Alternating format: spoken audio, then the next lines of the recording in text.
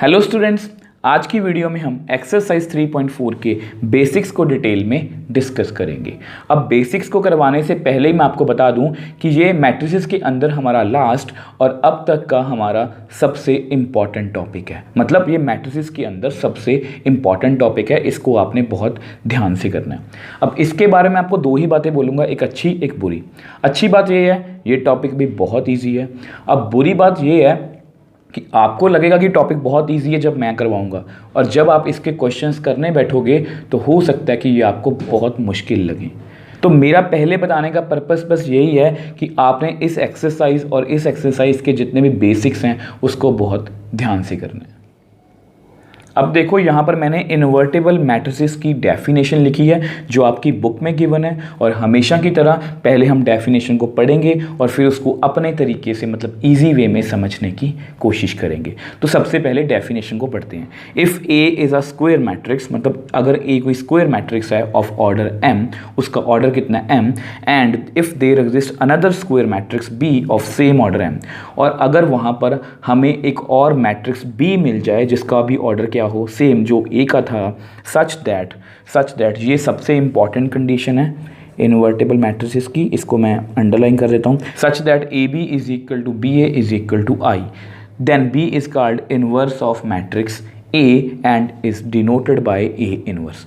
तो यानी कि अगर इसको मैं इजी वे में समझाने की कोशिश करूँ कि अगर कोई ए मैट्रिक्स है, स्क्वायर मैट्रिक्स होना चाहिए कोई ऑर्डर m, और अगर हमें एक और मैट्रिक्स b मिल जाए सेम ऑर्डर का, और ये कंडीशन सेटिस्फाई हो जाए कि ए बी और बी ए की वैल्यू कितनी है आई मतलब आइडेंटिटी मैट्रिक्स, तो बी को हम क्या बोल सकते हैं, इनवर्स ऑफ मैट्रिक्स ए, और इनवर्स को हम कैसे लिखते हैं, by A inverse. In that case A is said to be invertible. उस केस में अगर ए इनवर्स हमें मिलेगा तो हम ए को क्या बोल सकते हैं, इन्वर्टेबल मैट्रिक्स।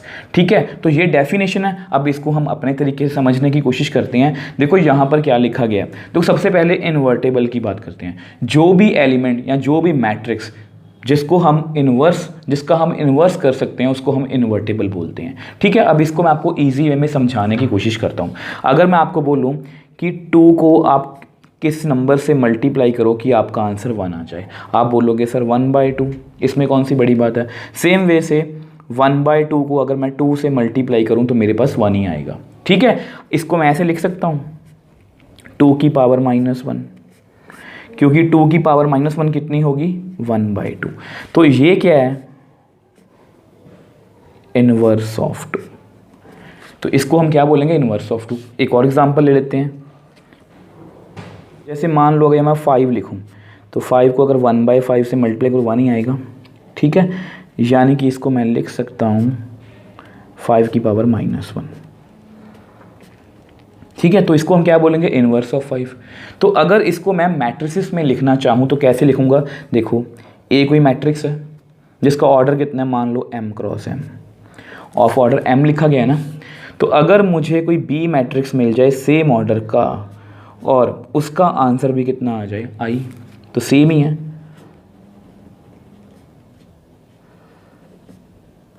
चाहे मैं a को b से मल्टीप्लाई करूं, चाहे मैं b को a से मल्टीप्लाई करूं, उसका आंसर आइडेंटिटी आएगा। तो देखो यहाँ पर मैंने इसको क्या बोला, इनवर्स ऑफ 2, इनवर्स ऑफ 5, तो ये क्या है, इनवर्स ऑफ a। तो ये एक्चुअल में डेफिनेशन है कि हम b को क्या बोलेंगे, इनवर्स ऑफ a। इसको हम कैसे लिख सकते हैं, a इनवर्स, यानी कि अगर मैं a को a इनवर्स से मल्टीप्लाई करूं तो मेरे पास कितना आएगा, i आइडेंटिटी मैट्रिक्स, और अगर a इनवर्स को भी मैं a से मल्टीप्लाई करूं तो भी मेरे पास आंसर कितना आएगा, आइडेंटिटी मैट्रिक्स। तो हम a को, अगर a का इनवर्स एग्जिस्ट करता है तो हम a को क्या बोलेंगे, इन्वर्टेबल मैट्रिक्स। तो ये आपकी डेफिनेशन है जो आपकी बुक में गिवन है। अब देखो, आपको क्लियर हो गया कि हम इन्वर्टेबल मैट्रिक्स किनको बोलते हैं या इन्वर्टेबल मैट्रिक्स किसको बोलते हैं अगर ये वाली कंडीशन सेटिस्फाई हो जाए। मतलब हमें देखो बी मैट्रिक्स एक ऐसा मिल जाए जिसको मल्टीप्लाई करने से आइडेंटिटी मैट्रिक्स मिले, तो बी को हम क्या बोलेंगे, इनवर्स ऑफ ए। तो ठीक है, ये डेफिनेशन आपको अच्छे से क्लियर है। अब मेन मुद्दा ये है कि इनवर्स को कैलकुलेट कैसे करेंगे, हमें कैसे पता लगेगा। देखो आगे जाके हमें क्वेश्चंस आएंगे कि इनवर्स फाइंड करो, मतलब हमें कैसे पता लगेगा कि मैं ए को किसके साथ मल्टीप्लाई करूं ताकि मेरा आंसर आइडेंटिटी मैट्रिक्स आए। मतलब मैं क्या कहना चाह रहा हूं कि हमें यहाँ पर देखो मैट्रिक्स तो ढूंढना ही पड़ेगा, तो ये जो यहाँ पर जो भी मैट्रिक्स आएगा वो क्या होगा, इन्वर्स ऑफ ए। तो यानी कि इन्वर्स ऑफ ए हमें कैलकुलेट करना आना चाहिए। तो अगर इसको मैं डिटेल में बताऊं तो इन्वर्स किसी भी मैट्रिक्स का निकालने के दो मेथड हैं। एक मेथड तो है जो हम अभी डिस्कस करेंगे आज की वीडियो में, एलिमेंट्री ट्रांसफॉर्मेशन ऑफ मैट्रिसेस, ठीक है। अब दूसरा जो मेथड है वो आपके नेक्स्ट चैप्टर में है, चैप्टर नंबर 4 डिटर्मिनेंट्स। अब उसको तो हम वहाँ पर डिस्कस करेंगे डिटर्मिनेंट्स के बाद, जब हम डिटर्मिनेंट चैप्टर स्टार्ट करेंगे तो उसके बाद डिस्कस करेंगे। तो आज की वीडियो में मैट्रिसेस के अंदर हम वही मेथड डिस्कस करेंगे, एलिमेंट्री ट्रांसफॉर्मेशन। तो एलिमेंट्री ट्रांसफॉर्मेशन से हम किसी भी मैट्रिक्स का इन्वर्स निकाल सकते हैं। अब उसके कुछ रूल्स हैं, तो सबसे पहले हम एलिमेंट्री ट्रांसफॉर्मेशन को डिटेल में समझने की कोशिश करेंगे। अब देखो, जैसा कि मैंने आपको बताया कि किसी भी मैट्रिक्स का इन्वर्स निकालने के लिए हम एलिमेंट्री ऑपरेशन या ट्रांसफॉर्मेशन की हेल्प लेंगे। तो सबसे पहले हम इसको डिटेल में समझेंगे कि इसका प्रोसीजर क्या होता है या इसको हम किस तरह से ऑपरेट करते हैं, क्योंकि ये आपके लिए बिल्कुल नई चीज़ है, तो बहुत ध्यान से समझना है। तो सबसे पहली बात, एलिमेंट्री ऑपरेशंस जो होते हैं वो दो तरह के होते हैं। आपको पता है आपके मैट्रिक्स में या तो रोज होती हैं या कॉलम्स होती हैं। तो एलिमेंट्री ऑपरेशंस भी दो तरह के होते हैं, एलिमेंट्री रो ऑपरेशंस और एलिमेंट्री कॉलम ऑपरेशंस। अब इनकी एक खास बात है कि देखो, ये दो तरह के ऑपरेशंस मैंने आपको बताए हैं। इसकी खास बात ये है कि अगर आपने एलिमेंट्री रो ऑपरेशंस लगा लिए अपने क्वेश्चन पे, जो हम आगे जाके डिस्कस भी करेंगे, तो हम पूरे क्वेश्चन में रो ऑपरेशंस ही लगाएंगे, मतलब जो भी रोज हैं ना उन पर ऑपरेशंस लगाएंगे। और अगर हमने एलिमेंट्री कॉलम ऑपरेशंस लगानी है तो पूरे क्वेश्चन में हम एलिमेंट्री कॉलम ऑपरेशंस ही लगाएंगे, मतलब जितनी भी कॉलम्स हैं उन्हीं पर ऑपरेशन लगाएंगे, रो पर नहीं लगा सकते। अगर हमने रोज, देखो कि सिंपल सी बात है, अगर हमने रोज स्टार्ट कर लिया, रो ऑपरेशन स्टार्ट कर लिए, तो सारे ऑपरेशन रोज पर ही लगेंगे, कॉलम में हम नहीं लगा सकते। और अगर हमने कॉलम ऑपरेशन स्टार्ट कर लिए तो सभी ऑपरेशन हम कॉलम पर लगाएंगे, रोज पर नहीं लगा सकते। जी, अभी आपको सब कुछ अजीब लग रहा होगा, बट जैसे जैसे हम इसको आगे जाके डिस्कस करेंगे with the help of examples, आपको अच्छे से क्लियर हो जाएगा। और इसमें मैं आपको आगे जाकर, देखो एलिमेंट्री ऑपरेशंस जो हैं ये थोड़े से मुश्किल हैं, क्योंकि इसके जो क्वेश्चंस हैं ना, देखो इतने मुश्किल नहीं होते, बट इसमें क्या होता है कि बच्चे कंफ्यूज हो जाते हैं कि स्टार्ट कहाँ से करेंगे और ख़त्म कहाँ पर जाकर होगा, मतलब स्टार्टिंग पॉइंट ही नहीं पता होता। तो मैं इसमें कुछ आपको अपनी तरफ से रूल बताऊँगा, और अगर आप वो रूल्स को फॉलो करोगे जो आपकी बुक में गिवन नहीं है, वो मेरी तरफ से हैं, अगर आप उन रूल्स को या ट्रिक्स बोल रहे हो आप उनको फॉलो करोगे तो आपसे कभी भी इन क्वेश्चंस में मिस्टेक नहीं होगी। तो इसलिए आपने वीडियो को बहुत ध्यान से देखना है, ठीक है। ये सब कुछ आपको रो ऑपरेशन, कॉलम ऑपरेशन अभी आपको थोड़ा सा अजीब लग रहा होगा, बट धीरे धीरे आपको अच्छे से क्लियर होता जाएगा, ठीक है। तो सबसे पहले देखो फर्स्ट ऑपरेशन की बात करते हैं।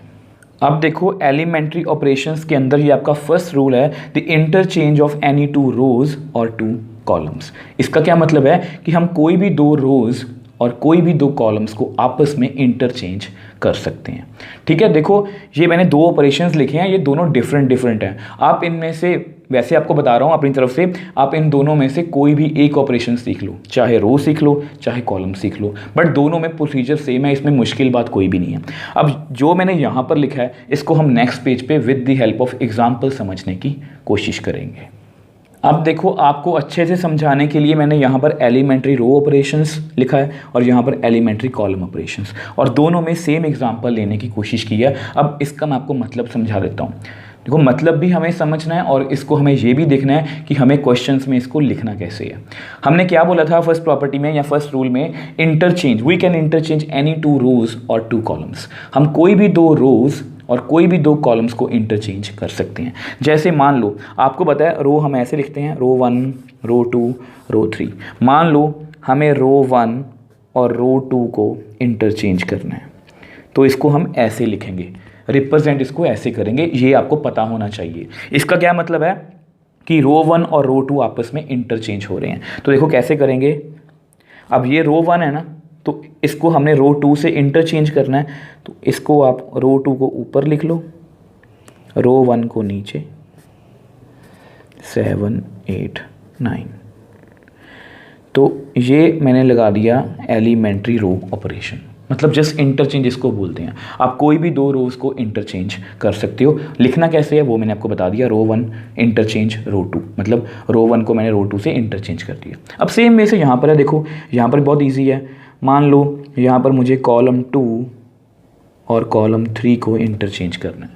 ठीक है, आपको पता है कॉलम्स ऐसे वर्टिकल में होती हैं, ये कॉलम 2 है आपकी, ये कॉलम 3 है, तो इनको इंटरचेंज करना है तो इंटरचेंज कर दो। फर्स्ट कॉलम को वैसे ही लिख दो, सेकंड कॉलम को मुझे थर्ड कॉलम से इंटरचेंज करना है तो थर्ड कॉलम को पहले लिख लो, सेकंड को बाद में। तो देख लो यहाँ पर मैंने इसको इंटरचेंज कर दिया, तो देख लो कितना ईजी है। देखो अगर आप ध्यान से समझोगे ना एक एक बात को तो आपको ये बहुत अच्छे से समझ आएगा, और ये काफ़ी इंपॉर्टेंट क्वेश्चन इसका एग्ज़ाम में आपको आ सकता है। तो देखो यहाँ पर मैंने रो को इंटरचेंज किया, किसी भी रो, कोई भी दो रोज़ को मैं आपस में इंटरचेंज कर सकता हूँ। यहाँ पर मैं कोई भी दो कॉलम्स को आपस में इंटरचेंज कर सकता हूँ। यही मैंने फर्स्ट प्रॉपर्टी में या फर्स्ट रूल में आपको समझाया। अब सेम वे से हम सेकेंड रूल को समझने की कोशिश करेंगे। अब देखो ये हमारा सेकंड रूल है, the multiplication of elements of any row और कॉलम। आपको पता ही है कोई भी ऑपरेशन हम लगाएंगे, चाहे हम रो पर लगाएं चाहे वो कॉलम पे लगाएं, वो सेम ही होगा। एनी रो और column by a non zero number, कि हम किसी भी रो और किसी भी कॉलम को किसी भी नॉन ज़ीरो नंबर से मल्टीप्लाई कर सकते हैं। अब इस बात को मैं थोड़ा सा आपको इजी वे में समझाने की कोशिश करूंगा, आप रिलेट करने की कोशिश करना। एग्जैक्टली सेम नहीं है बट आप रिलेट करने की कोशिश करना। देखो आपको याद होगा हमने 10th में कुछ ऐसे क्वेश्चंस किए थे, x + y = 10। आपको पता है ये इक्वेशन है कोई, तो आपको ये भी पता है ना कि हम इस इक्वेशन को मल्टीप्लाई कर सकते हैं किसी भी नंबर से। जैसे मैंने 2 से कर दिया तो कितना आएगा, 2x + 2y = 20। मैंने इस पूरी इक्वेशन को 2 से मल्टीप्लाई कर दिया। सेम वे से मैं किसी भी इसको नंबर से मल्टीप्लाई कर सकता हूँ, सेम यहाँ पर है। अब इसको हम एग्जाम्पल की हेल्प से समझने की कोशिश करेंगे। अब देखो सेकंड रूल को समझाने के लिए मैं आपको रो ऑपरेशन और कॉलम ऑपरेशन दोनों करवाऊंगा with the help of example. तो यहाँ पर मैंने सेम मैट्रिक्स वही लिखा है 1 2 3 4 5 6 7 8 9, सेम यहाँ पर।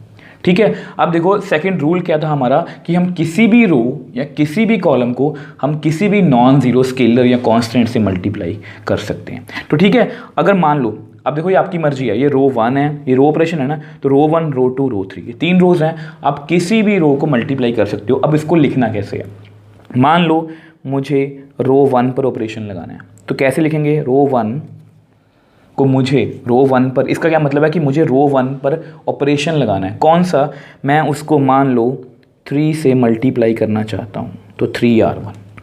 रो 1 को मैंने किससे मल्टीप्लाई किया, 3 से। तो देखो हमारे पास कैसा मैट्रिक्स बनेगा, इसको 3 से मल्टीप्लाई करो, 3 1 = 3, 3 2 = 6, 3 3 = 9। बाकी कॉलम रोज़ में कोई भी चेंज हम नहीं करेंगे, हमने जस्ट रो 1 को चेंज किया, उसको 3 से मल्टीप्लाई किया। तो ये देखो कितना ईजी है। अब सेम वैसे यहाँ पर, अब मान लो यहाँ पर हम कॉलम 2 पर लगा देते हैं। मान लो मुझे कॉलम 2 को जानबूझ के ऐसा करते हैं, कुछ फ्रैक्शन वाले नंबर से मल्टीप्लाई कर लेते हैं। ऐसा नहीं है कि हम सिर्फ ऐसे नंबर से मल्टीप्लाई कर सकते हैं, हम कोई भी नॉन ज़ीरो स्केलर से, कांस्टेंट से मल्टीप्लाई कर सकते हैं। जैसे मैंने कॉलम 2 को 1/7 से मल्टीप्लाई करना है, तो देखो हमारे पास कितना आएगा। तो कॉलम 1 में तो कोई चेंज नहीं आएगा, कॉलम 2 में अब 2 को 1/7 से मल्टीप्लाई करोगे तो 2/7, 5 को 1/7 से मल्टीप्लाई करोगे तो 5/7, 8 को 1/7 से मल्टीप्लाई करोगे तो 8/7।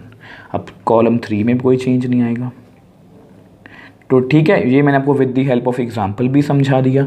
ठीक है, यानी कि अब यहाँ से हमने क्या सीखा है, हमने यहाँ से 2 चीज़ें सीखी हैं। फर्स्ट कि हम किसी भी रो या किसी भी कॉलम को किसी भी कांस्टेंट नॉन ज़ीरो हो उससे मल्टीप्लाई कर सकते हैं। दूसरी बात हमने क्या सीखी है कि इसको लिखना कैसे है। ये लिखना भी आपको आना चाहिए, क्योंकि हम क्वेश्चंस में यही लिखेंगे, तभी एग्जामिनर को पता लगेगा कि आपने कौन सा ऑपरेशन लगाया। तो ये लिखना भी बहुत ज़रूरी है। यहाँ पर मैंने रो 1, इसका क्या मतलब है, रो 1 पर मैं ऑपरेट कर रहा हूँ 3R1, C2 कॉलम 2 पर ऑपरेट कर रहा हूँ 1/7 C2। ठीक है जी, अब सेम वे से थर्ड प्रॉपर्टी को या थर्ड रूल को करते हैं। अब देखो ये हमारा थर्ड और हमारा लास्ट रूल है एलिमेंट्री ऑपरेशंस के अंदर। अब देखो यहाँ पर क्या लिखा गया था, एडिशन। अब आपकी एनसीईआरटी में ना यहाँ पर सिर्फ एडिशन की बात की गई है, बट यहाँ पर मैंने सब्ट्रैक्शन को बाद में ऐड किया है, क्योंकि यहाँ पर ये जो रूल है वे सब्ट्रैक्शन और एडिशन दोनों में हम कर सकते हैं, वो आपको बाद में बताता हूँ। द एडिशन और subtraction to the elements of any row or column, the corresponding elements of any other row or column multiplied by non-zero number। अब देखने में सुनने में थोड़ी सी मुश्किल लग रही होगी आपको, मुश्किल भी है, एक बार देखने में ये मुश्किल लगती है, बट मेरा काम है आपको ईजी से ईजी वे में समझाना। अब इसको समझाने से पहले मैं आपको एग्जांपल देना चाहता हूँ।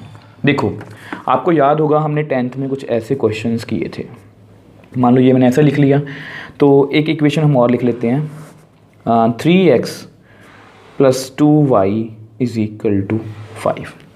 तो हम इनको कैसे सॉल्व करते थे, आपको याद होगा हम इनको एक ख़ास मेथड होता था इक्वेटिंग कोफिशिएंट। तो आपको याद होगा कि मैं इसको 3 से मल्टीप्लाई कर सकता हूँ। तो देखो यहाँ पर कितना है, 3x + 2y = 5, और अगर इसको मैं 3 से मल्टीप्लाई करूँ, 3x + 3y = 30, तो बाद में मैं सब्ट्रैक्ट कर देता था, तो ये कट हो गया, तो मेरे पास -y और -25 रह गया, यानी कि y की वैल्यू कितनी आ गई, 25। तो इस तरह से हम सॉल्व करते थे। अब यहाँ पर ये क्यों बता रहा हूँ, क्योंकि यहाँ पर भी वही काम है। देखो यहाँ पर मैंने क्या किया, ये 3x + 2y है, ये x + y है, तो मैंने इसको हम क्या बोलते हैं, इक्वेटिंग कोफिशिएंट। तो इसको मैंने पहले इसके इक्वल बनाया, चाहे मैं y को इक्वल बना लूँ चाहे मैं x को, तो मैंने x को इक्वल बनाया, तभी इसको मैंने 3 से मल्टीप्लाई किया और बाद में इनको सब्ट्रैक्ट कर दिया।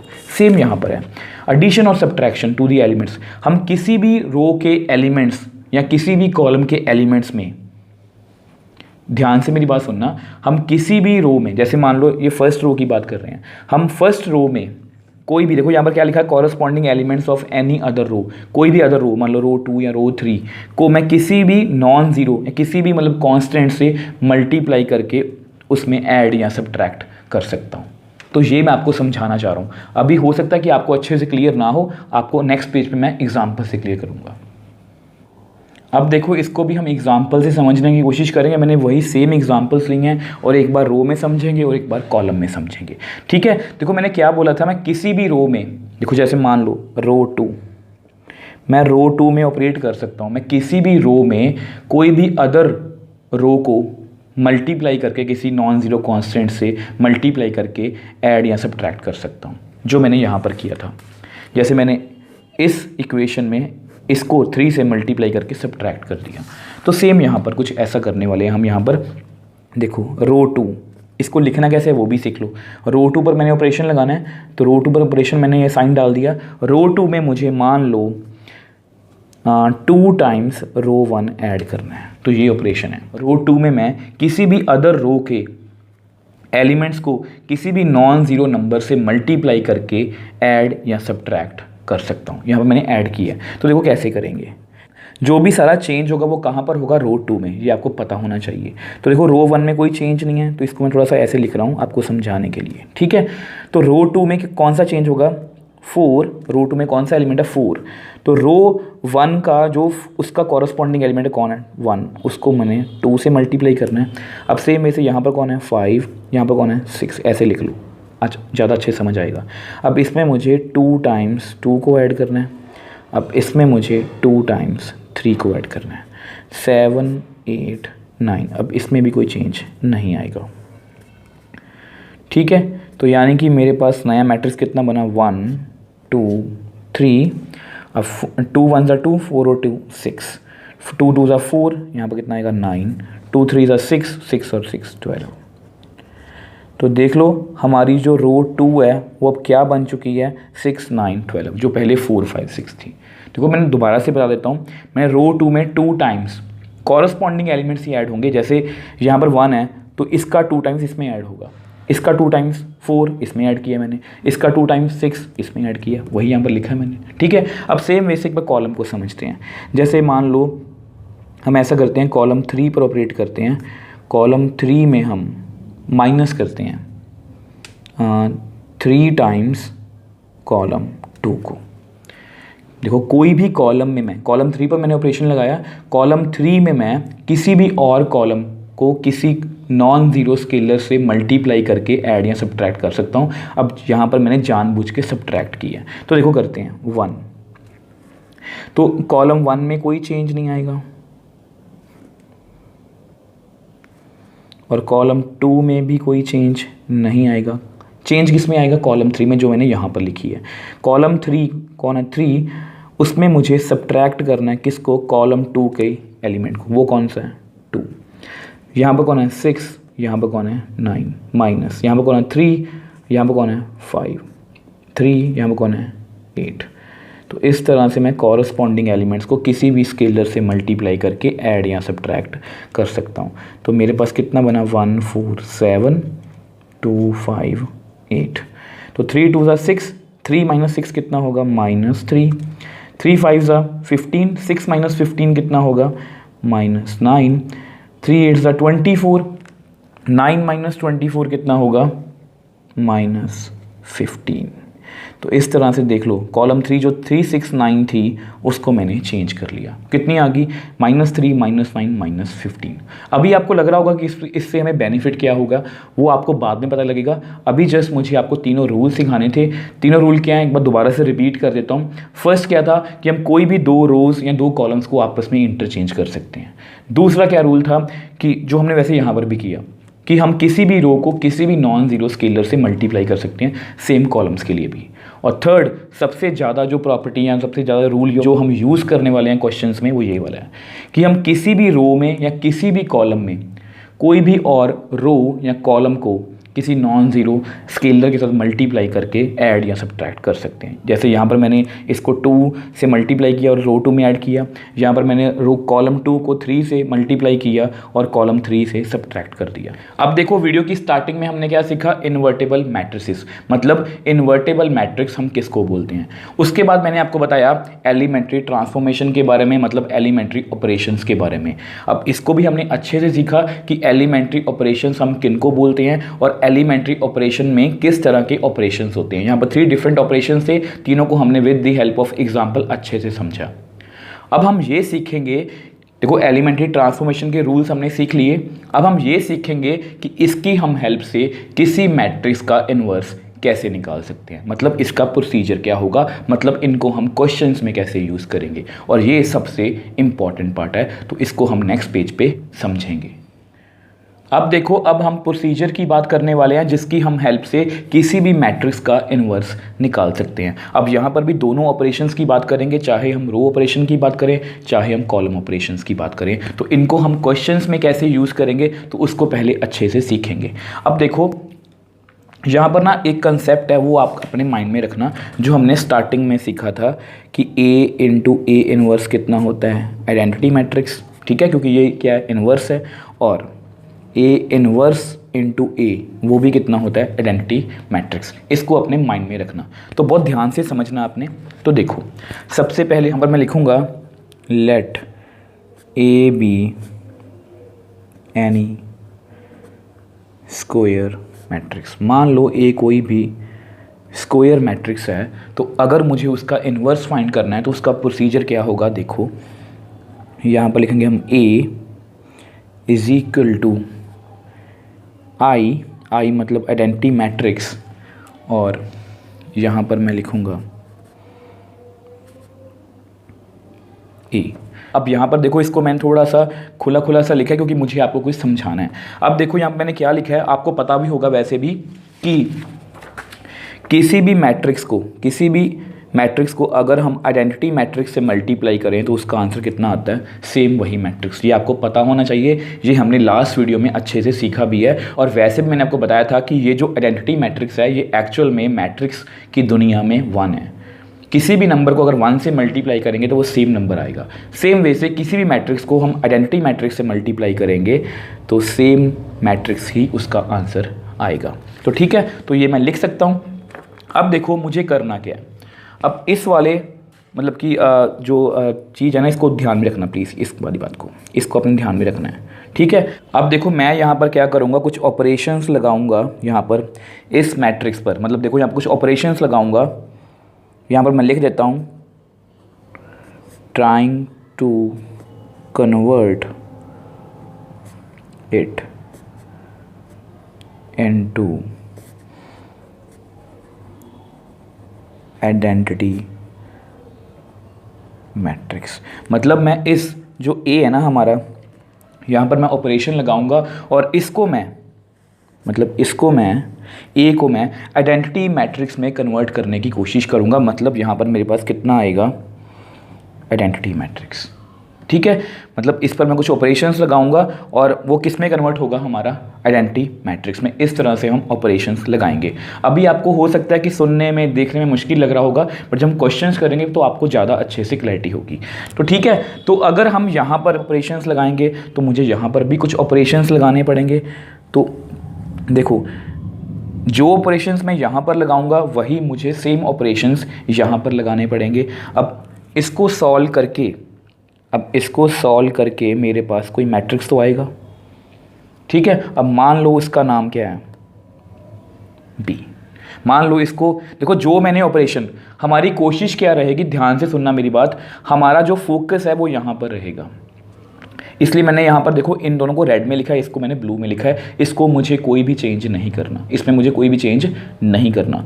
यहाँ पर जो भी चेंज करूँगा मैं इन दोनों में करूँगा, एलिमेंट्री रो ऑपरेशंस में।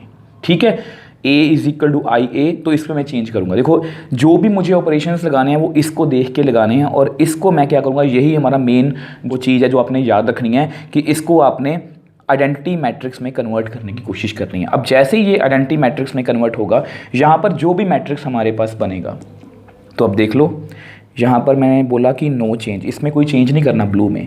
तो i is equal to B A, which implies, जो b है वो क्या होगा हमारा,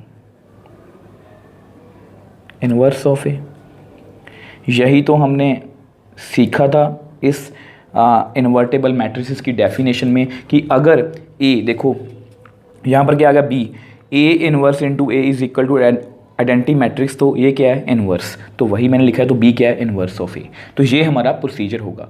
ठीक है, अब सेम वे से अगर मुझे देखो कॉलम ऑपरेशंस में भी करना हो तो यहाँ पर भी लिखते हैं let A B any square matrix.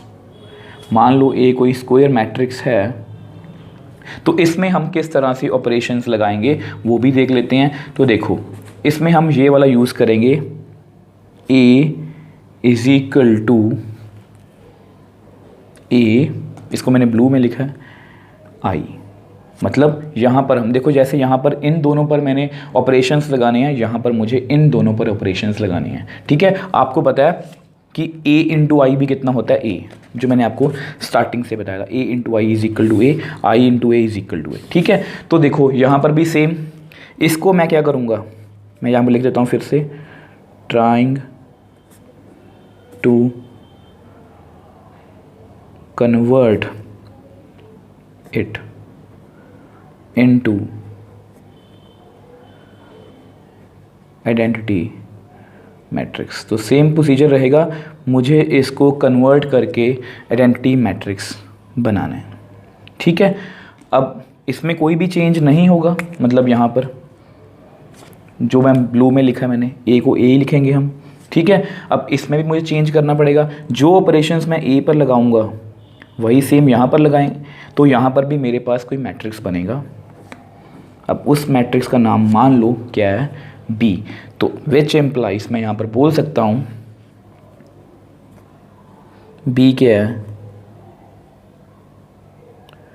Inverse of A, that means A inverse. क्योंकि आपको पता है a इंटू ए इनवर्स कितना होता है, आइडेंटिटी मैट्रिक्स। अगर ये कंडीशन सेटिस्फाई हो जाती है तो ये क्या है, इनवर्स ऑफ ए। तो ये हमारा प्रोसीजर रहने वाला है। मैं आपको बार बार बोल रहा हूँ, ये अभी आपको मुश्किल लग रहा होगा क्योंकि ये बिल्कुल आपके लिए नई बातें हैं और बिल्कुल हम थ्योरेटिकल पॉइंट ऑफ व्यू से बात कर रहे हैं। हमने अभी तक कोई एग्जाम्पल नहीं की है, बट जैसे ही हम एग्जाम्पल्स करेंगे ये आपको अच्छे से क्लियर होगा। तो प्लीज़ आपने ये मैपिंग जो है अपने माइंड में रखनी है। रो ऑपरेशन, अब यहाँ पर एक और बात क्लियर कर देता हूँ, इसको आप डबल काम मत समझो, चाहे आप रो ऑपरेशन कर लो चाहे आप कॉलम ऑपरेशन कर लो। मैं एक बार आपको दोनों ही समझाऊंगा क्योंकि बीइंग अ टीचर मुझे आपको दोनों ही समझाने हैं। क्योंकि कुछ बच्चे होते हैं जो रोज से कंफर्टेबल होते हैं, कुछ बच्चे होते हैं जो कॉलम्स में कंफर्टेबल होते हैं। तो आपको जो अच्छा लगेगा आप वही ऑपरेशन सीख सकते हो। मान लो अगर आपको रो अच्छा लगता है तो आप रो ऑपरेशन सिर्फ सीख लेना, इसको छोड़ देना, उससे हमारे क्वेश्चन को कोई फ़र्क नहीं पड़ता। हम हर एक क्वेश्चन को रो ऑपरेशन से भी कर सकते हैं, हर एक क्वेश्चन को कॉलम ऑपरेशन से भी कर सकते हैं। अब देखो यहाँ पर मुझे आपको छोटी सी बात और बतानी है, वो आपको MCQs में बहुत हेल्प कर सकती है। अब ऐसा करते हैं, उसको नेक्स्ट पेज पे आपको एक्सप्लेन करता हूँ। अब देखो यहाँ पर मैंने लिखा है if we obtain all zeros in one और मोर रोज और columns then inverse of that matrix does not exist. तो ये जो चीज़ है ये आपको MCQs में काफ़ी हेल्प कर सकती है। अब इसको पहले मैं आपको अच्छे से समझा देता हूँ। देखो अगर हम ऑपरेशंस लगाते लगाते, मान लो हमें किसी क्वेश्चन का इन्वर्स ढूंढने को बोला गया है और उस पर मैं ऑपरेशंस लगा रहा हूँ, मान लो हमने ऐसे ऑपरेशंस लगा रहे हैं A इज़ इक्वल टू आई ए लिख के, तो मैं यहाँ पर ऑपरेशंस लगा रहा हूँ। तो मान लो मेरे पास कुछ ऐसी सिचुएशन आ जाए कि जिसमें एक कंप्लीट रो ज़ीरो आ गई। देखो ये कंप्लीट रो क्या है, ज़ीरो। ऑपरेशंस लगाने के बाद अगर कोई भी कंप्लीट रो या कोई भी कंप्लीट कॉलम वो ज़ीरो आ जाती है, देखो बहुत ध्यान से समझना है, अगर ऑपरेशंस लगाते लगाते कोई भी कंप्लीट रो या कोई भी कंप्लीट कॉलम ज़ीरो आ जाती है तो उस मैट्रिक्स का इन्वर्स एग्जिस्ट नहीं करेगा। तो ये आपको चीज़ जो है ये आपको MCQs में हेल्प कर सकती है। अब देखो हमने प्रोसीजर को अच्छे से सीख लिया लास्ट पेज पे कि एलिमेंट्री ऑपरेशंस को हम क्वेश्चंस में कैसे यूज़ करने वाले हैं। अब देखो प्रोसीजर मैंने आपको बता दिया, आप क्वेश्चंस को सॉल्व भी कर लोगे, बट इसमें दिक्कत क्या है कि कई बार क्या होता है कि बच्चे वहीं पर मतलब ऑपरेशंस लगाते रहते हैं और वहीं पर घूमते रहते हैं, तो वो सिचुएशन काफ़ी मतलब कि मुश्किल हो जाती है और क्वेश्चन आपसे सॉल्व नहीं हो पाएगा। तो मैं आपको कुछ टिप्स एंड ट्रिक्स बताने वाला हूँ जिसकी आप हेल्प से जो अपना एलिमेंट्री ट्रांसफॉर्मेशन का क्वेश्चन है उसको बड़ी ही ईजिली सॉल्व कर पाओगे, क्योंकि मैं आपको एक वे दूंगा कि आपने इस डायरेक्शन में पहले जाना है, ये स्टेप्स नहीं करने, ये वाले स्टेप्स नहीं करने। तो इससे क्या होगा, आपका जो वो प्रोसीजर है वो थोड़ा सा ईजी हो जाएगा। तो इसलिए मैं आपको कुछ टिप्स एंड ट्रिक्स बताने वाला हूँ, तो उसको आपने बहुत ध्यान से समझना है। अब देखो यहाँ पर मैंने कुछ ट्रिक्स लिखी हैं, रो ऑपरेशंस के लिए अलग से, कॉलम ऑपरेशन के लिए अलग से। तो सबसे पहला जो हमारा स्टेप होगा वो देखो क्या होगा, इन the beginning always focus on first column. मतलब रो ऑपरेशन में हम हमेशा फर्स्ट कॉलम पे फोकस रखेंगे और कॉलम ऑपरेशंस में in the beginning always focus on first row. मतलब कॉलम ऑपरेशन में हम हमेशा रो पर फोकस रखेंगे, फर्स्ट रो पर, और रो ऑपरेशंस में हम हमेशा फर्स्ट कॉलम पर फोकस रखेंगे। अब इसका क्या मतलब है, इसको मैं आपको एग्जांपल से समझाने की कोशिश करूंगा। अब देखो इस ट्रिक को समझाने के लिए मैंने यहाँ पर दो एग्जाम्पल्स लिखे हैं, दोनों सेम एग्जाम्पल्स हैं। अब देखो इससे आपको फ़ायदा क्या होगा, क्योंकि ना मान लो आपके सामने ये क्वेश्चन आ गया एग्ज़ाम में, तो कई बच्चों को यही नहीं पता लगता कि हम अपना क्वेश्चन स्टार्ट कैसे करें, कौन से ऑपरेशन से स्टार्ट करें, रो ऑपरेशन लगाएं या कॉलम ऑपरेशन लगाएं। दूसरी प्रॉब्लम, फर्स्ट स्टेप हमारा क्या होगा। सबसे बड़ी प्रॉब्लम यही है कि हमारा फर्स्ट स्टेप क्या होगा, और ये जो ट्रिक है ये आपको आपका फर्स्ट स्टेप बताएगी। इन the beginning always focus on first column. अब रो ऑपरेशन है ना, तो हमारा जो ध्यान है वो कहाँ पर होना चाहिए, इस कॉलम पर। ठीक है, इस कॉलम पर ध्यान देने का मेरा क्या मतलब है, देखो आपको याद होगा लास्ट पेज पे हमने सीखा था कि रो ऑपरेशंस के अंदर हम हमेशा क्या करते हैं, ये कोई ए मैट्रिक्स है, ये आइडेंटिटी मैट्रिक्स, और ये हम इन दोनों पर ही ऑपरेशंस लगाते हैं। तो मेरी कोशिश क्या होगी कि ये जो ए मैट्रिक्स है ये वाला, इसको मैं ऑपरेशन लगा के कैसा बनाऊं, आइडेंटिटी मैट्रिक्स के जैसा। ठीक है, अब क्योंकि मुझे इसको आइडेंटिटी मैट्रिक्स जैसा बनाना है और मेरा ध्यान कहाँ पर होना चाहिए, फर्स्ट कॉलम पे, तो मैं क्या करूँगा, देखो यहाँ पर 1 है, मुझे यहाँ पर 1 ही चाहिए। आइडेंटिटी मैट्रिक्स कैसा होता है आपके सामने ही है, और उसकी फर्स्ट कॉलम कैसी है, 1 0, तो यहाँ पर 1 है। ठीक है, यहाँ पर क्या चाहिए मुझे, 0। तो फर्स्ट स्टेप मेरा क्या होगा कि इसको मुझे 0 करना है। तो मैं कैसे ऑपरेशन लगाऊंगा, देखो मुझे कहाँ पर ऑपरेशन लगाना है, इस रो पर। हम रो ऑपरेशन की बात कर रहे हैं ना, तो रो 2 मैंने को समझाया था, रो 2 पर मैं कैसे ऑपरेशन लगाऊंगा, रो 2 में मुझे क्या करना है, देखो यहाँ पर मुझे क्या करना है, 2 है ना, तो मुझे यहाँ पर 0 चाहिए। तो अगर इसको मैं 2 से मल्टीप्लाई करूँ और इसमें से सब्ट्रैक्ट कर दूँ तो मेरे पास 0 आएगा। तो मैं क्या करूँगा, -2 R1। ठीक है, तो देखो क्या करेंगे हम, रो 1 को वैसे ही लिख लो। अब रो 2 -2 टाइम्स 1, 4 -2 टाइम्स रो 3। ठीक है, अब सेम यहाँ पर जो भी हम ऑपरेशन यहाँ पर लगाएंगे वही सेम ऑपरेशन हम यहाँ पर भी लगाएंगे। तो फर्स्ट रो को वैसे लिख दो, तो यहाँ पर लगाओ 0 -2 टाइम्स 1, अब 1 है यहाँ पर, 2 टाइम्स कितना है, 0। ठीक है, तो अब देखो हमारे पास कितना बच गया, ये 1, ये 3, 2 -2 0, ये 4 माइनस 6 माइनस 2, यहाँ पर 1 0, यहाँ पर कितना आएगा -2, यहाँ पर 1। तो इस तरह से देख लो हमने फर्स्ट स्टेप अपना कंप्लीट कर लिया। मैंने ये वाली जो कॉलम है वो प्रिपेयर कर ली। तो यानी कि आज के बाद आप ये बात याद रखोगे तो ये जो ट्रिक है ये आपको क्या हेल्प करेगी, आपका स्टार्टिंग पॉइंट बताएगी कि आपको कौन सा स्टेप करना है। रो ऑपरेशन में हम इस कॉलम को, चाहे 3x3 मैट्रिक्स हो चाहे 2x2 हो, हम इनको कॉलम को, फर्स्ट कॉलम को आइडेंटिटी मैट्रिक्स जैसा बनाने की कोशिश करेंगे, और मैंने वही किया और यहाँ पर मैंने बना भी लिया। ठीक है, अब देखो सेम वे से यहाँ पर करने की कोशिश करते हैं। अब देखो कॉलम ऑपरेशन में क्या होता है, A = AI, तो मैं इन दोनों में चेंज करूँगा। ठीक है, अब मुझे कहाँ पर फोकस रखना है, अपना फर्स्ट रो पर। अब देखो मुझे फर्स्ट रो पर फोकस रखना है ना, तो यहाँ पर इसको मैं थोड़ा सा हाईलाइट कर देता हूँ। तो मुझे इस फर्स्ट रो पर फोकस रखना है, और फर्स्ट जो रो है वो कैसी होनी चाहिए, क्योंकि मुझे इसको एंटी मैट्रिक्स जैसा बनाना है इसको ऑपरेट करके, तो कैसी होनी चाहिए 1 0। तो यानी कि मुझे ये जो 3 है ना, यहाँ पर ये जो 3 है ये 0 चाहिए। तो मुझे कॉलम ऑपरेशन लगाने हैं, तो कैसे लगाऊंगा इसको, मुझे 0 करना है ना, तो कॉलम 2 में है ना, ये कॉलम 2 में है ना, कॉलम 2 पर ऑपरेशन लगाऊंगा, कॉलम 2 माइनस, अब इसमें से मुझे कॉलम 1 को सब्ट्रैक्ट करना है 3 टाइम्स कॉलम 1 को। आप सब्ट्रैक्ट कर दो, 3 में से 3 माइनस होगा तो कितना आएगा 0। तो देखो लगाते हैं, तो कॉलम 1 को ऐसे लिख लो। अब कॉलम 2 को कैसे लिखेंगे, 3 minus 3 times column 1, 3 times column 1, यहाँ पर कौन है 1, तो यहाँ पर कौन है 4 माइनस 3 टाइम्स कॉलम 1 में कौन है 2। तो इस तरह से हम ऑपरेशन लगाएंगे। अब सेम वे से ए को वैसे ही अब यहाँ पर भी लगाना पड़ेगा, फर्स्ट कॉलम को वैसे ही लिखो, 0 माइनस 3 टाइम्स 1, 0 माइनस 3 टाइम्स 1, अब यहाँ पर कौन है 1, 3 टाइम्स 0। तो जो ऑपरेशन हम यहाँ पर लगाएंगे वही यहाँ पर। मेन आपका फोकस कहाँ पर होना चाहिए, सिर्फ इस पर। यहाँ पर जो भी बनेगा वो खुद ब खुद हमारा आंसर होगा। तो 1 2 3 माइनस 3 कितना होगा 0, 3 2 6, यहाँ पर कितना आएगा -2। तो देख लो हमने फर्स्ट रो प्रिपेयर कर ली। यहाँ 1, यहाँ कितना आएगा -3, 0 माइनस 3 -3, 0, 3 इंटू 0 0 1। तो देख लो इस तरह से मैंने आपको दोनों, चाहे रो ऑपरेशन चाहे कॉलम ऑपरेशन में, आपको सबसे पहले क्या बताया, आपका स्टार्टिंग पॉइंट। आपका स्टार्टिंग पॉइंट यहाँ पर क्या होना चाहिए, रो ऑपरेशन में कॉलम को आपने आइडेंटिटी मैट्रिक्स जैसा बनाना है, और कॉलम ऑपरेशन में क्या करना है, आपने रो को आइडेंटिटी मैट्रिक्स जैसा बनाना है। तो ये जो ट्रिक है ये आपको स्टार्टिंग पॉइंट में हेल्प करेगी। अब सेम वे से सेकंड ट्रिक को समझने की कोशिश करेंगे। अब देखो ये हमारी नेक्स्ट ट्रिक है। अब ये दोनों में सेम है, never spoil your on made 0, never spoil your on made 0। अब इसका मतलब क्या है, मैं आपको समझाने की कोशिश करता हूँ। मान लो आपने अपना फर्स्ट ट्रिक की हेल्प से क्वेश्चन को थोड़ा सॉल्व किया, और आपने अपनी फर्स्ट जो रो है, रो ऑपरेशन में फर्स्ट कॉलम जो है वो प्रिपेयर कर ली 1 0। ठीक है, अब मैंने यहाँ पर क्या लिखा है, never spoil your on made 0, इस 0 को ख़राब नहीं करना। अब कुछ बच्चे गलती क्या करते हैं, देखो आपको पता है कि इसको आपने सॉल्व करके आइडेंटिटी मैट्रिक्स बनाना है। ठीक है, तो आपको पता है यहाँ पर क्या चाहिए 1, तो कुछ बच्चे क्या करते हैं कि इसको इसमें ऐड कर देते हैं। जैसे मैं आपको लिख के दिखा देता हूँ, रो 2 में रो 1 को वो ऐड कर देते हैं। अब देखो क्या होगा, रो 1 तो सेम रहेगी, इसमें ये ऐड कर दो 1, 3 माइनस 2 1।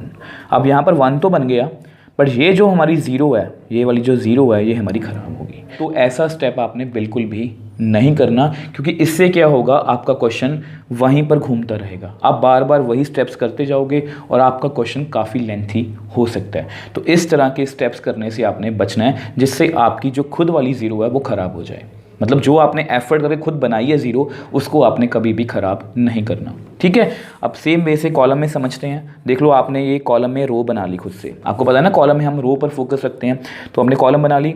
अब आपको पता है आइडेंटिटी मैट्रिक्स में यहाँ पर क्या होता है 1, तो आप यहाँ पर 1 बनाना चाहो तो आप क्या करोगे, कॉलम 2 में कॉलम 1 ऐड करोगे, तो क्या होगा उससे, यहाँ पर 1 आएगा, 3 माइनस 2 1। तो फिर से वही होगा, यहाँ पर 1 तो बन गया, बट ये वाली जो हमारी 0 है, ये वाली जो 0 है ये हमारी ख़राब होगी। तो ऐसे स्टेप्स आप बिल्कुल नहीं करोगे। देखो ये छोटी छोटी बातें हैं, ये आपको क्वेश्चंस में बहुत हेल्प करेंगी। अदरवाइज़ क्या होगा, आप ये 0 बनाओगे फिर ख़राब होगी, उसके बाद फिर बनाओगे फिर ख़राब हो जाएगी। तो इस तरह से क्वेश्चन काफ़ी लेंथी हो सकता है। तो ये टिप्स एंड ट्रिक्स आपको काफ़ी हेल्प करेंगी। अब इसके बाद मुझे आपको एक लास्ट ट्रिक बतानी है। अगर आपने तीनों ट्रिक्स को अच्छे से सीख लिया तो आपको ऐसे किसी भी क्वेश्चन में कोई प्रॉब्लम नहीं आएगी। तो अब अगर हम लास्ट और तीसरी ट्रिक के बारे में बात करें तो इसमें क्या है कि in the beginning never perform such operations like R1 पर ऑपरेशन लगाएंगे 1/k R1 where k is any constant unless there is no other choice. अब सेम यहाँ पर है, in the beginning never perform such operations like C2 operation लगाया 1/k C2 where k is an constant unless there is no other choice. अब देखो इसका क्या मतलब है, मैं आपको क्या समझाना चाह रहा हूँ, मैं आपको एग्जांपल से समझाने की कोशिश करता हूँ। अब मान लो कि आपके सामने ये क्वेश्चन है, ठीक है, हम रो ऑपरेशंस की बात कर रहे हैं यहाँ पर।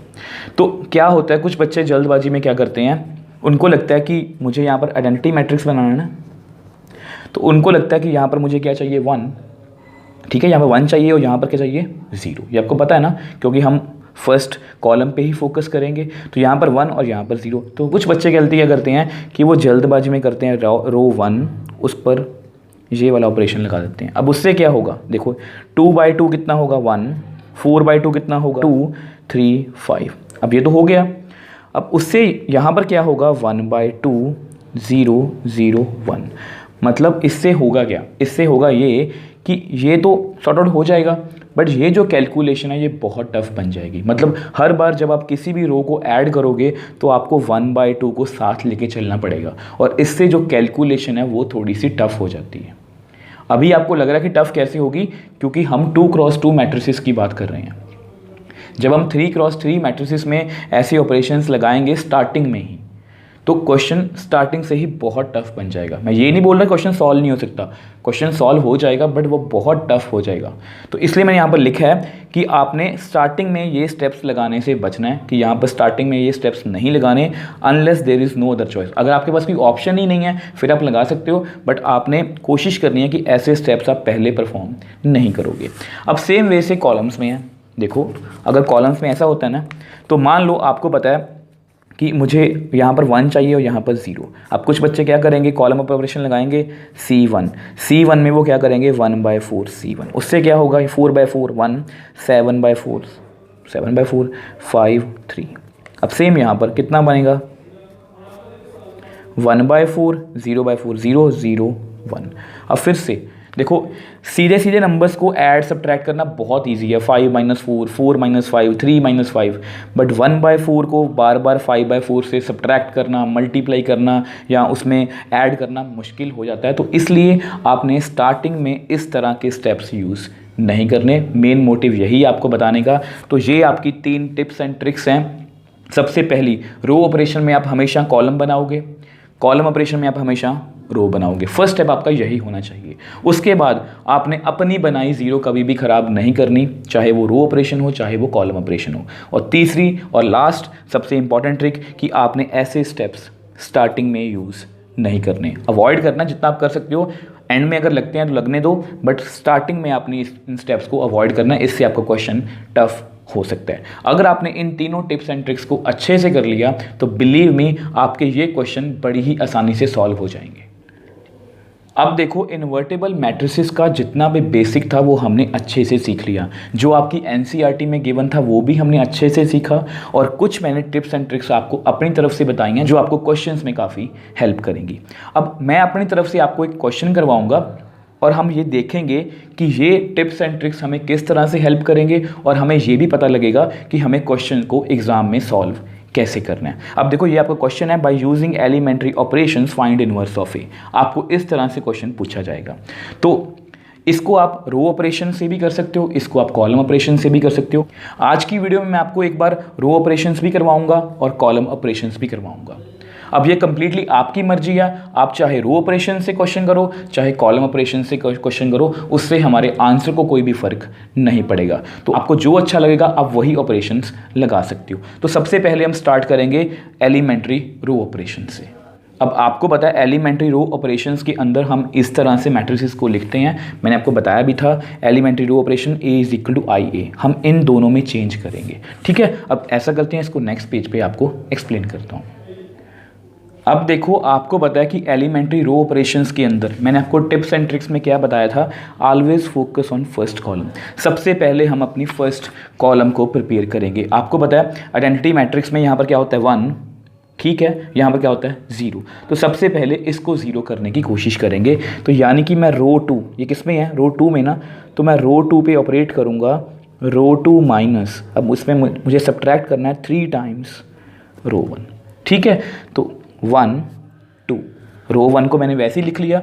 अब यहाँ पर बार बार सारे स्टेप्स नहीं लिखेंगे, इससे क्वेश्चन थोड़ा कॉम्प्लिकेटेड हो जाएगा। इससे अच्छा है कि आप इसको रफ में कर लो। जैसे आपने ये वाला ऑपरेशन लगाया, रो 2 माइनस 3r1। अब रो 2 का कौन सा एलिमेंट है 3, रो 1 का कौन सा एलिमेंट है 1, तो आपको पता है कितना आएगा 0। रो 2 का कौन सा एलिमेंट है 4, रो 1 का कौन सा एलिमेंट है 2, तो यहाँ पर कितना आएगा 4 माइनस 6 माइनस 2। तो इस तरह से आप लिख लो 0 माइनस 2, ठीक है। अब सेम वे से यहाँ पर रो 1 को वैसे ही लिख लो, रो 2 का कौन सा एलिमेंट है 0, रो 1 का 1, तो कितना आंसर आएगा -3।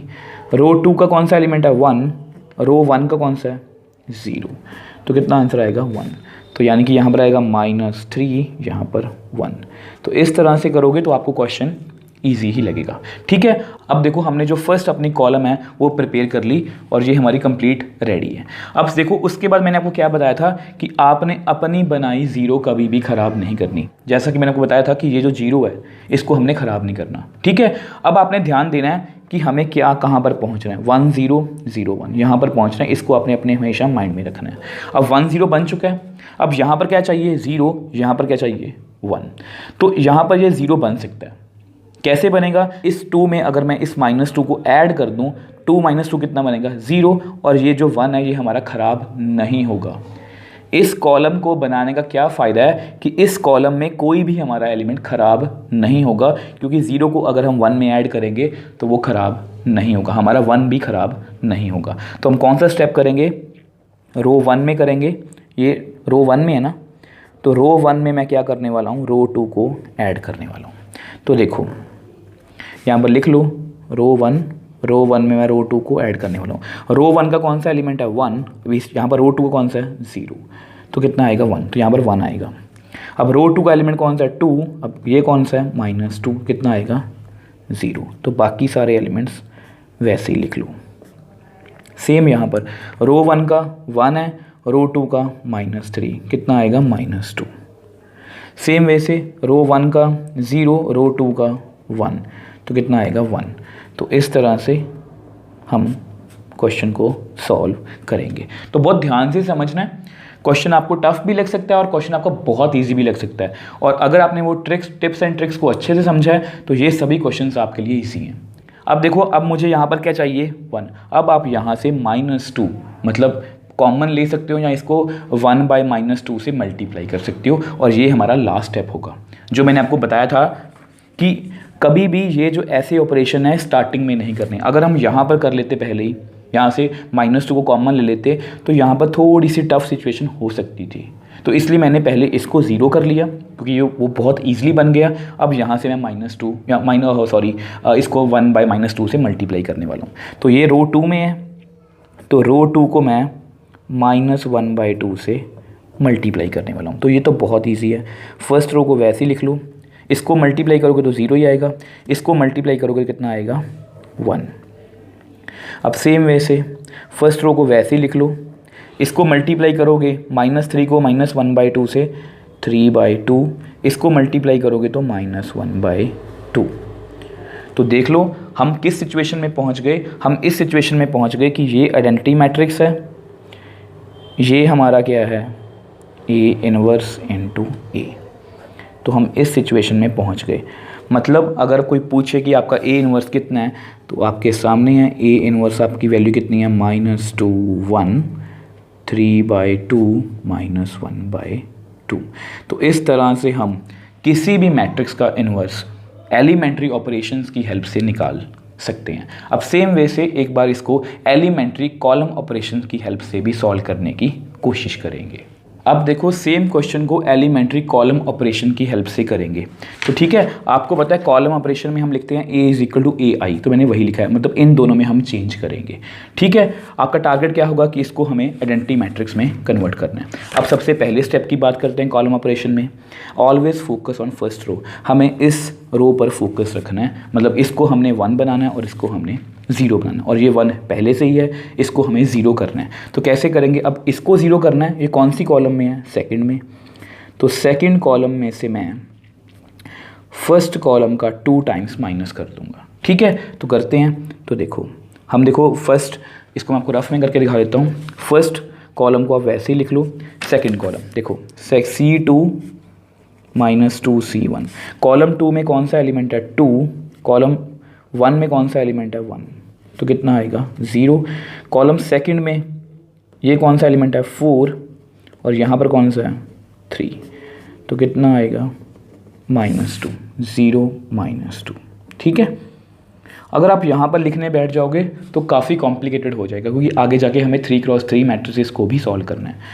तो A सेम वे से फर्स्ट कॉलम को वैसे लिख लो, सेकंड कॉलम 0 है यहाँ पर, देखो यहाँ पर कौन है, 0। अब उसमें से मुझे 2 टाइम्स कॉलम 1 का एलिमेंट सब्ट्रैक्ट करना है, तो कितना आएगा, -2। अब सेम वे से कॉलम 2 में ये कौन सा एलिमेंट है, 1। अब इसमें से मुझे 2 टाइम्स 0 माइनस करना है, कितना आएगा, 1 ही आएगा। ठीक, अब देखो हमने फर्स्ट रो अपनी कंप्लीट कर ली। अब सेकंड हमारी टिप्स एंड ट्रिक्स में क्या है कि कभी भी अपनी बनाई ज़ीरो हमने ख़राब नहीं करनी। ठीक, अब हम ये ध्यान रखेंगे कि देखो यहाँ पर 1 है, यहाँ पर 0 है। अब मुझे यहाँ पर क्या चाहिए, 3 की जगह पर चाहिए 0 और -2 की जगह पर 1। तो आपने हमेशा इसको अपने ध्यान में रखना है। यहाँ पर कितना चाहिए, 0 और यहाँ पर 1। और ये भी याद रखना कि हमने कॉलम ऑपरेशंस लगाने हैं। अगर हम देखो यहाँ पर मैंने रो ऑपरेशन है तो सभी रो ऑपरेशन लगाए, ये कॉलम ऑपरेशन है तो सभी कॉलम ऑपरेशन ही मुझे लगाने हैं। ठीक है, तो अगर मैं देखो इसको इसमें ऐड करूँ, मतलब इसको मैं 1 बनाने की कोशिश करूँ, तो ये 0 हमारी ख़राब हो जाएगी, मतलब ये हमें स्टेप नहीं करना चाहिए। ठीक है, ये टिप्स एंड ट्रिक्स से हमें यही फ़ायदा होगा। तो मतलब यहाँ पर मुझे फिर क्या करना चाहिए, अब ये वाला स्टेप तो मैं कर नहीं सकता कि इसको 1 बनाने के लिए इसको मैं इसमें ऐड करूँ। तो यानी कि अब मेरा जो मैंने आपको लास्ट में बताया था कि अगर मेरे पास और कोई भी रास्ता नहीं है तो मैं यहाँ से इस कॉलम से, पूरी कॉलम से मतलब कि इसको मैं -1/2 से मल्टीप्लाई करूँगा ताकि यहाँ पर 1 बने। देखो 1 बनाने का बहुत सारे फ़ायदे हैं। 1 बनाने के क्या फ़ायदे हैं, ये भी छोटी छोटी बातें हैं जो आपको आगे जाके हेल्प करेंगी। देखो मैं 3 को मान लो, वैसे ही आपको एग्जांपल से समझा रहा हूँ, 3 को मान लो मुझे 5 में कन्वर्ट करना तो बहुत मुश्किल है, 3 को मुझे 7 में कन्वर्ट करना बहुत मुश्किल है। बट 1 एक ऐसा नंबर है जिसको मैं किसी भी नंबर में कन्वर्ट कर सकता हूँ। 1 × 7 7, 1 × 3 3, 1 × 2 2।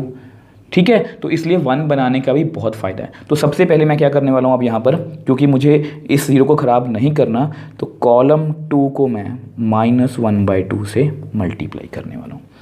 तो कॉलम 1 को तो ऐसे ही लिखेंगे, इसको 0 से मल्टीप्लाई करेंगे तो 0, इसको -2 से मल्टीप्लाई करेंगे तो 1, फिर कॉलम 1 को वैसे ही।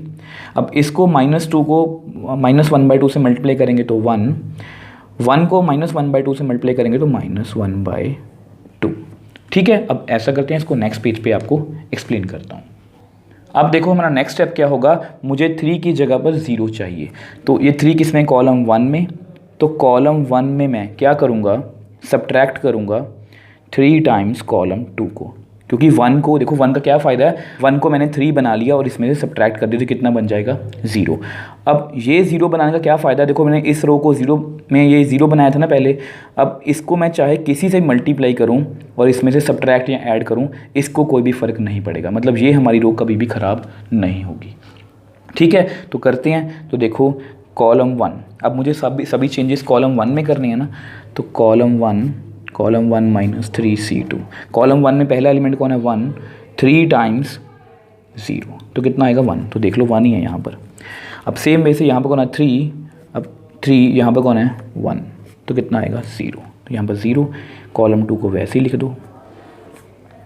सेम वे से कॉलम 2 को वैसे ही लिख दो। कॉलम 1 में चेंज करनी है ना, तो यहाँ पर कौन है, 1। इसको बहुत ध्यान से करा करो, इधर वाली मैट्रिक्स को। 1 -3 टाइम्स C2, यहाँ पर कौन है, 1, तो कितना आएगा, 1 - 3 -2। अब सेम वे से यहाँ पर कितना है, 0 -3 × -1/2, तो कितना आएगा, 3/2। तो यहाँ पर कितना आ गया, 3/2। अब देख लो आपके सामने ही है, हम इस कंडीशन में पहुँच गए कि ये आइडेंटिटी मैट्रिक्स है, ये A, और ये क्या होगा हमारा, A इनवर्स। तो यानी कि हमने कॉलम ऑपरेशंस की हेल्प से भी A इनवर्स को कैलकुलेट कर लिया।